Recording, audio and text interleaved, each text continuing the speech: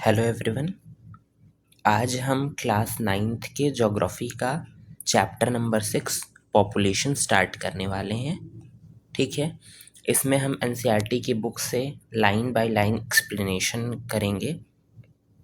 तो सबसे पहले इस चैप्टर में हम देखेंगे कि इंडिया की पॉपुलेशन साइज़ क्या है, डिस्ट्रीब्यूशन क्या है पॉपुलेशन का, प्लस माइग्रेशन के बारे में हम बात करेंगे, उसके पुल फैक्टर के बारे में पढ़ने वाले हैं। साथ साथ growth rate, birth rate, death rate, इन सभी चीज़ों के बारे में डिस्कस करेंगे और हम केवल इंडिया तक ही अपने डिस्कशन को सीमित रखेंगे। तो आप सभी को पता है, आपने शायद इकोनॉमिक्स के सेकंड चैप्टर में पढ़ा होगा, पीपल एज अ रिसोर्स। तो ह्यूमन कैपिटल फॉर्मेशन आपने वहाँ पढ़ा था, मतलब लोग जो है as an asset, as an capital work करते हैं।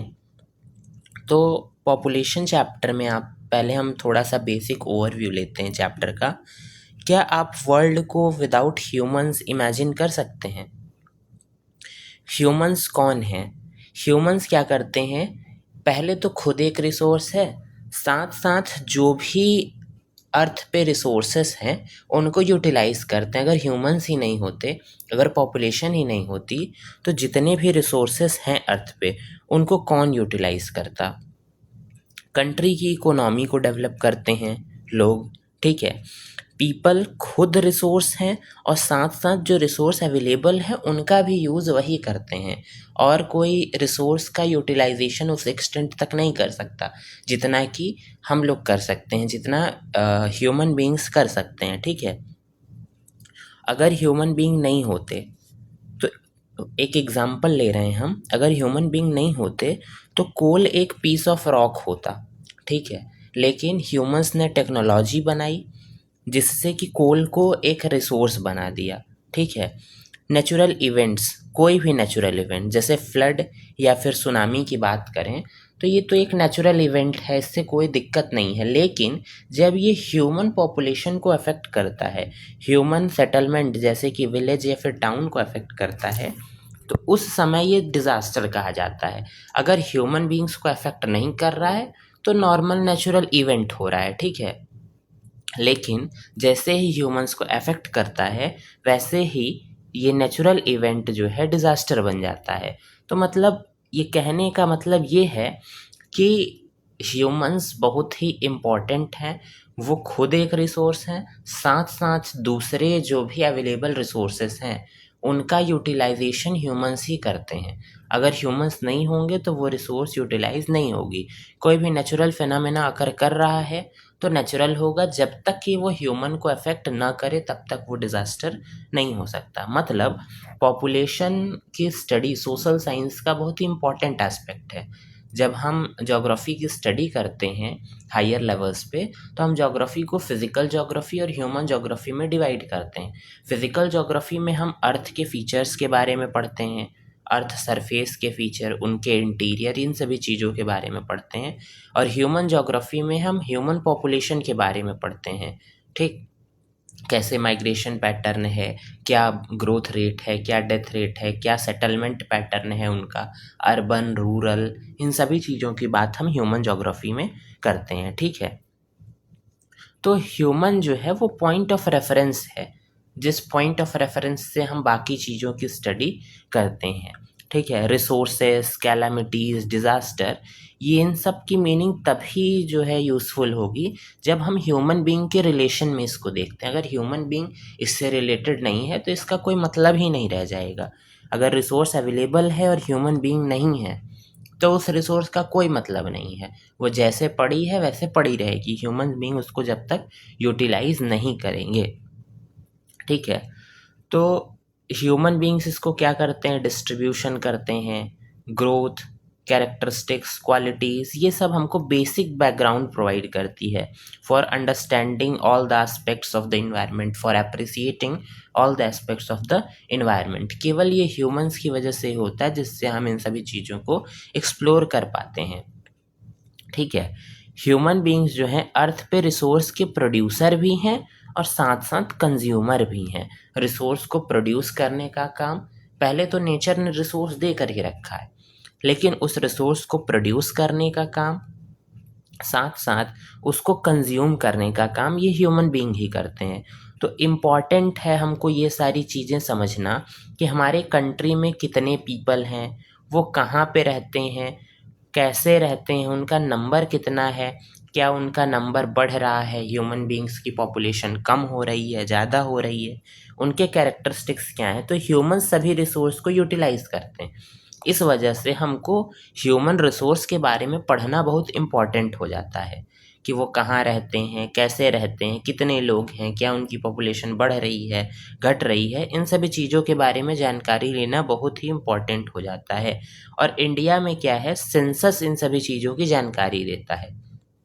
सेंसस होता क्या है, हर 10 ईयर्स पे कंडक्ट किया जाता है एक सर्वे, जिसमें चेक किया जाता है कितनी पॉपुलेशन है, क्या कहाँ पे पॉपुलेशन डेंसिटी ज़्यादा है, कम है, और बहुत सारे डेटा गवर्नमेंट के द्वारा कलेक्ट किया जाता है। ये पीरियोडिकली होता है, ऑफिशियल इन्यूमरेशन है, गणना की जाती है पॉपुलेशन की। फर्स्ट सेंसस 1872 में हुआ था इंडिया में, पहला सेंसस 1872 में। फिर उसके बाद जो फर्स्ट कंप्लीट सेंसस था, पहला सेंसस पूरा कंप्लीट नहीं हो पाया था, फर्स्ट कंप्लीट सेंसस 1881 में हुआ। फिर उसके बाद ये जो सेंसस है, जनगणना है, वो हर 10वें साल होती चली आई है। अभी लास्ट लेटेस्ट जो जनगणना थी वो 2011 में हुई थी, 2011। फिर उसके बाद 2021 में होना था, बट ड्यू टू पेंडेमिक और कई सारे पॉलिटिकल रीजंस की वजह से उसको अभी पोस्टपोन कर दिया गया है। देखिए किस साल होता है, 2026 में शायद प्रस्तावित है कि सेंसस ऑफ इंडिया कंडक्ट किया जाएगा। सेंसस में सारी इन्फॉर्मेशन बताई जाती है, घर घर जा कर के सर्वे किया जाता है कि किस फैमिली में कितने लोगों की डेथ हो गई, कितने न्यू बर्थ हुए हैं, साथ साथ जो लोग रह रहे हैं उसमें मेल पॉपुलेशन कितनी है, फीमेल पॉपुलेशन कितनी है, एजुकेटेड पर्सन कितने हैं, अनएजुकेटेड कितने हैं, कौन ऐसे पर्सन हैं जो एक प्लेस को छोड़ के दूसरे प्लेस पे रहने चले गए हैं। इन सभी चीज़ों का सर्वे किया जाता है सेंसस में। ठीक है, तो पॉपुलेशन की स्टडी करना हमको बहुत ज़्यादा इम्पॉर्टेंट है। तो सबसे पहले हम पॉपुलेशन साइज़ की बात करेंगे और उसके बाद पॉपुलेशन के डिस्ट्रीब्यूशन की बात करेंगे। तो पहले हम इंडिया में साइज़ और डिस्ट्रीब्यूशन नंबर्स के टर्म्स में बात करते हैं। इंडिया की पॉपुलेशन अगर हम 2011 का डेटा मान करके चलते हैं, ठीक है, क्योंकि उसके बाद का डेटा अभी सर्वे हुआ नहीं है, ऑफिशियल सर्वे नहीं हुआ है, अनऑफिशियल डेटा तो आपको इंटरनेट पे अवेलेबल मिल जाएगा। अगर 2011 की बात करें तो 1210.6 मिलियन इंडिया की पॉपुलेशन थी। ठीक है, इसका मतलब वर्ल्ड की लगभग 100 में से 17% पॉपुलेशन जो है वो 2011 के डेटा के अकॉर्डिंग इंडिया में रहती है। मतलब वर्ल्ड की 17% पॉपुलेशन टोटल, उसका कंसंट्रेशन कहाँ पे है, इंडिया में है। और ये जो 1.2 बिलियन पीपल हैं वो अनइवनली डिस्ट्रीब्यूटेड हैं कंट्री में। अनइवनली डिस्ट्रीब्यूटेड होने का मतलब कहीं पे पर्सन ज़्यादा रहते हैं, कहीं पे लोग कम रहते हैं, किसी एरिया में बहुत हाई पॉपुलेशन का कंसंट्रेशन देखने को मिलता है, कहीं पे पॉपुलेशन कंसंट्रेशन बहुत ही कम देखने को मिलता है। तो हमारी कंट्री का लगभग एरिया जो है वो है 3.28 million square kilometre. 3.28 million square kilometre मतलब वर्ल्ड के टोटल लैंड एरिया का लगभग 2.4%। वर्ल्ड के टोटल एरिया का 2.4% एरिया इंडिया कवर करता है, और इसी 2.4% एरिया में वर्ल्ड की 17% पॉपुलेशन रहती है। पूरे वर्ल्ड की 17% पॉपुलेशन 2.4% इंडियन लैंड पे रहती है। मतलब आप देखिए कितने कम एरिया में कितने ज़्यादा पॉपुलेशन की कंसंट्रेशन आपको दिखाई पड़ रही है। तो सेंसस के अकॉर्डिंग अभी तक तो चाइना मोस्ट पॉपुलस कंट्री था, but as per survey India जो है वर्ल्ड का मोस्ट पॉपुलस कंट्री बनता जा रहा है। 2011 के सेंसस की अगर हम बात करते हैं तो उससे हमको पता चलता है कि उत्तर प्रदेश की पॉपुलेशन साइज़ अकेले 199 मिलियन है। इंडिया का most populous state Uttar Pradesh है। उत्तर प्रदेश में लगभग 16% ऑफ कंट्री का पॉपुलेशन रहता है। मतलब पूरे कंट्री की बात करें तो कंट्री का 16% पॉपुलेशन उत्तर प्रदेश में है। मतलब उत्तर प्रदेश में सबसे ज़्यादा लोग रहते हैं पूरे कंट्री के कंपैरिजन में। 199 मिलियन, 1.21 बिलियन में से 199 मिलियन लोग उत्तर प्रदेश में रहते हैं। आपको ये डेटा रटने की ज़रूरत नहीं है। दूसरे तरफ अगर हम देखें तो सिक्किम की बात करते हैं तो सिक्किम की पॉपुलेशन 0.6 मिलियन है। सिक्किम की पॉपुलेशन बहुत ज़्यादा कम है, 0.6 मिलियन। कहाँ उत्तर प्रदेश की पॉपुलेशन 199 मिलियन, लगभग 200 मिलियन के आसपास, और सिक्किम की पॉपुलेशन जो है 0.6 मिलियन है। और लक्षद्वीप की पॉपुलेशन की बात करें तो 64,429 लोग ही यहाँ पे रहते हैं। मतलब आप देख रहे हैं कि पॉपुलेशन जो है अनइवनली डिस्ट्रीब्यूटेड है। पॉपुलेशन कैसी है? Unevenly distributed. कहीं पे बहुत कम लोग रह रहे हैं, कहीं पे बहुत ज़्यादा लोग रह रहे हैं। ठीक है, तो लगभग इंडिया की आधी पॉपुलेशन केवल 5 स्टेट में ही रहती है। बाकी स्टेट में पॉपुलेशन कम है। केवल 5 स्टेट की अगर हम बात करें तो उत्तर प्रदेश, महाराष्ट्र, बिहार, वेस्ट बंगाल, आंध्र प्रदेश और राजस्थान, ये सब एरिया के टर्म्स में बहुत बड़े स्टेट हैं। लगभग आधी पॉपुलेशन इंडिया की इन्हीं 5-6 स्टेट्स में रहती है। ठीक है, इसके बाद हम आते हैं इंडिया की पॉपुलेशन डिस्ट्रीब्यूशन डेंसिटी के अकॉर्डिंग देखते हैं। ठीक है, अभी तक हमने क्या देखा? इंडिया की पॉपुलेशन साइज देखी, कितनी पॉपुलेशन कहाँ पे रहती है, इंडिया में कितनी पॉपुलेशन है, उसका डिस्ट्रीब्यूशन भी हमने देखा। अब हम अकॉर्डिंग टू डेंसिटी समझने वाले हैं कि पॉपुलेशन का डिस्ट्रीब्यूशन क्या है। सबसे पहले इधर एक फिगर दिया हुआ है वर्ल्ड एरिया में। अभी जो हमने आपको ऊपर बताया है वही सेम चीज़ पाई डायग्राम के माध्यम से दिया हुआ है।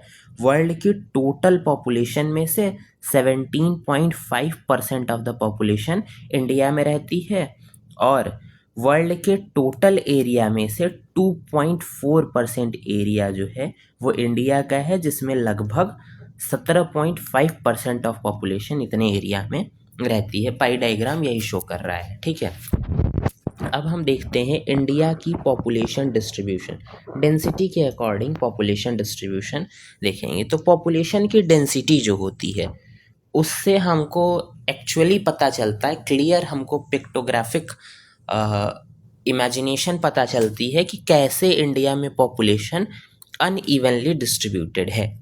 पॉपुलेशन डेंसिटी कैसे कैलकुलेट की जाती है?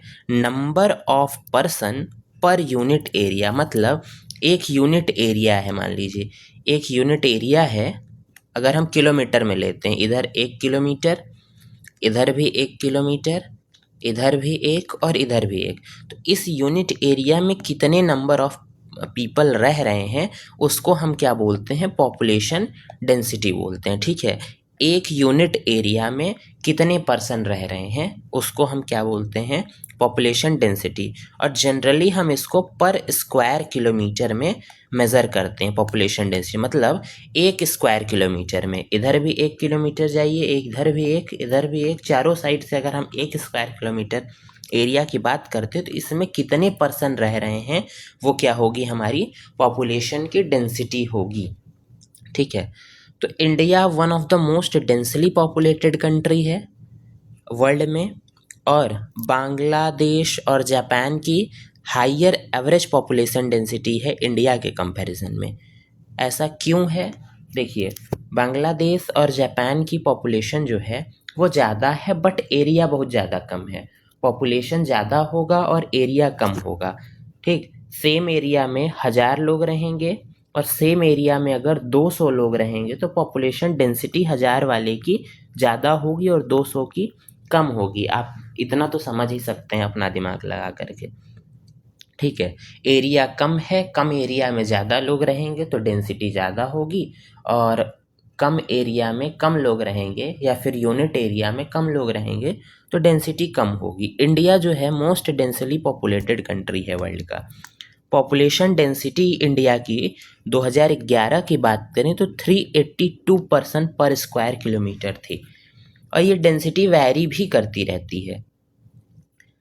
382 पर्सन पर स्क्वायर किलोमीटर बोलने का मतलब ये है कि इंडिया में अगर हम बात करते हैं, ठीक है, इंडिया में अगर हम पूरे कंट्री की एवरेज बात करते हैं तो लगभग अगर 1 किलोमीटर स्क्वायर का एरिया लिया जाए तो उसमें 382 पर्सन रह रहे होंगे ऑन एन एवरेज। और ये डेंसिटी डिफ़र भी करती है। जैसे बिहार की बात करें तो बिहार में उतने ही एरिया में 1102 पर्सन रह रहे हैं। और अगर अरुणाचल प्रदेश की बात करें, ये बिहार की बात कर रहे हैं, और अरुणाचल प्रदेश की बात करें तो वहाँ पे केवल 17% लोग, सॉरी 17% जो है उतने ही एरिया में रह रहे हैं। मतलब आपको डेंसिटी में भी वेरिएशन देखने को मिल रहा है। पूरे कंट्री की एवरेज बात करें तो 382 पर्सन पर स्क्वायर किलोमीटर एरिया में रह रहे हैं। कुछ स्टेट्स की बात करें जैसे कि बिहार तो 1102 पीपल, और आंध्र प्रदेश की बात, सॉरी अरुणाचल प्रदेश की बात करें तो 17% पर स्क्वायर किलोमीटर एरिया में रह रहे हैं। ठीक है, तो आपको देखने में आपको ये समझ में आया कि जो पॉपुलेशन है उसकी डेंसिटी हर स्टेट में अलग अलग देखने को आपको मिल रही है। मतलब पॉपुलेशन का डिस्ट्रीब्यूशन कंट्री में बहुत ज़्यादा अनइवन है। आप इस फिगर की मदद से देख सकते हैं। उत्तर प्रदेश में 16%, महाराष्ट्र में 9%, बिहार 9%, वेस्ट बंगाल 8%, इधर के स्टेट में आप देख गुजरात 5%, इधर छत्तीसगढ़ हरियाणा 2%, J&K 1%। तो यहाँ पे आपको पॉपुलेशन का डिस्ट्रीब्यूशन दिखाई पड़ रहा है कि कैसे कहीं पे पॉपुलेशन डिस्ट्रीब्यूशन बहुत ज़्यादा है, कहीं पे काफ़ी ज़्यादा कम आपको देखने को मिल रहा है। ठीक है, आई होप इतना क्लियर हो गया होगा। एक यहाँ पे इंडिया का मैप दिया हुआ है। इंडिया के मैप में आप देखिए पॉपुलेशन डेंसिटी दिखाई जा रही है 2011 के डेटा के अकॉर्डिंग। यहाँ पे देखिए जो रेड कलर से स्टेट्स शो किए जा रहे हैं उसकी पॉपुलेशन डेंसिटी 1001 है या फिर उससे ऊपर है, 1001 या फिर 1001 से ऊपर है। मतलब 1 स्क्वायर किलोमीटर एरिया में 1001 लोगों से ज़्यादा लोग रह रहे हैं। ऐसे स्टेट्स कौन से देखने को आपको मिल रहे हैं? यहाँ पे बिहार देखने को मिल रहा है, वेस्ट बंगाल देखने को मिल रहा है। ठीक है, उसके बाद कुछ स्टेट हैं जिनकी डेंसिटी जो है 501 से 750 के आसपास है, जैसे कि तमिलनाडु की हम बात करते हैं। यहाँ पे पंजाब और हरियाणा भी आप देख सकते हैं। उसके बाद कुछ स्टेट ऐसे हैं जिनकी पॉपुलेशन डेंसिटी 250 या फिर उससे से कम है। मतलब उस 1 स्क्वायर किलोमीटर एरिया में 250 या फिर उससे भी कम लोग रहते हैं। जैसे कि आप राजस्थान, मध्य प्रदेश, छत्तीसगढ़, इन सभी एरियाज़ को देखिए। यहाँ पे अरुणाचल प्रदेश, नागालैंड, मणिपुर, यहाँ जम्मू कश्मीर, हिमाचल प्रदेश, उत्तराखंड, ये सब एरिया। उसके बाद कुछ एरिया 251 से 500 के बीच हैं, जैसे कि आंध्र प्रदेश हो गया, उड़ीसा हो गया, गुजरात हो गया, ये सारे एरिया। ठीक है, इतना आई होप आपको क्लियर हो गया होगा। इसके बाद हम देखते हैं कि जो ऊपर दिया हुआ था, अभी हमने मैप समझा है, उसमें आप देख रहे हैं कि कुछ स्टेट ऐसे हैं जिसमें 250 पर्सन पर स्क्वायर किलोमीटर है, और कुछ स्टेट हैं जहाँ पे 1000 से ऊपर पॉपुलेशन डेंसिटी है, पॉपुलेशन का डिस्ट्रीब्यूशन ज़्यादा है। ऐसा क्यों होता है? कुछ फैक्टर्स पे पॉपुलेशन का डिस्ट्रीब्यूशन डिपेंड करता है। लोग ज़्यादा कहाँ रहना पसंद करते हैं, उनके लिए फेवरेबल जगह क्या होती है? जैसे कि प्लेन लैंड हो। पहली बात, वहाँ पे लैंड प्लेन होना चाहिए, लैंड पे पत्थर ज़्यादा नहीं होने चाहिए, नहीं आपको एग्रीकल्चर करने में प्रॉब्लम होगी।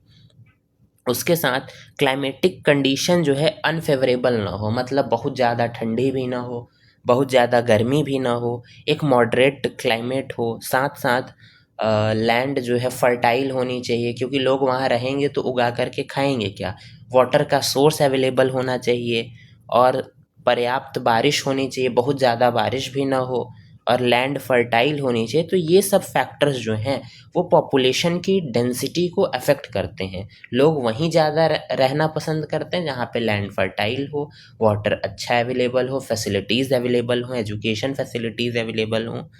तो इन सभी वजह से हमको कुछ एरियाज़ में पॉपुलेशन डेंसिटी ज़्यादा देखने को मिलती है, कुछ एरिया में पॉपुलेशन डेंसिटी कम। जैसे कि आप ये जम्मू कश्मीर का रीजन देखिए, ये सब पहाड़ी क्षेत्र हैं, साथ साथ यहाँ पे टेररिज्म का भी खतरा है। दूसरा, हिली रीजन है, एग्रीकल्चर उतने अच्छे से हो नहीं पाता, क्लाइमेट में एक्सट्रीम कोल्ड आपको देखने को मिलेगा, तो इन सब जगह पे पॉपुलेशन ज़्यादा सेटल नहीं होना चाहती। ये जो प्लेन लैंड है, इन सब प्लेन लैंड पे पॉपुलेशन ज़्यादा सेटल होना चाहती है, ठीक है। तो ये फैक्टर्स पॉपुलेशन की डिस्ट्रीब्यूशन को, पॉपुलेशन की डेंसिटी को अफेक्ट करते हैं। उसके बाद नॉर्दर्न प्लेन्स की बात करें, केरला की बात करें साउथ में, तो इनमें high to very high population density देखने को मिलती। क्यों? क्योंकि ये फ्लैट प्लेन है, साथ साथ सॉयल भी फर्टाइल है और पर्याप्त मात्रा में रेनफॉल भी हमको देखने को मिलती है। तो ये इन सब स्टेट में पॉपुलेशन ज़्यादा देखने को मिलती है, पॉपुलेशन की डेंसिटी ज़्यादा देखने को मिलती है। क्यों? क्योंकि वहाँ पे ये सारे फैक्टर्स अवेलेबल हैं जो कि लोगों को चाहिए। अब इसके बाद अभी तक हमने इस चैप्टर में क्या क्या समझा? पॉपुलेशन क्या है, उसकी साइज़, डिस्ट्रीब्यूशन इंडिया में पॉपुलेशन की साइज़ क्या है, डिस्ट्रीब्यूशन कैसा है इंडिया में, साथ साथ डिस्ट्रीब्यूशन किस फैक्टर्स पे अफेक्ट होता है। अब हम इसके आगे वाले वीडियो में देखने वाले हैं कि पॉपुलेशन ग्रोथ क्या है और पॉपुलेशन चेंज की प्रोसेस क्या है। तब तक के लिए धन्यवाद। पढ़ते रहिए।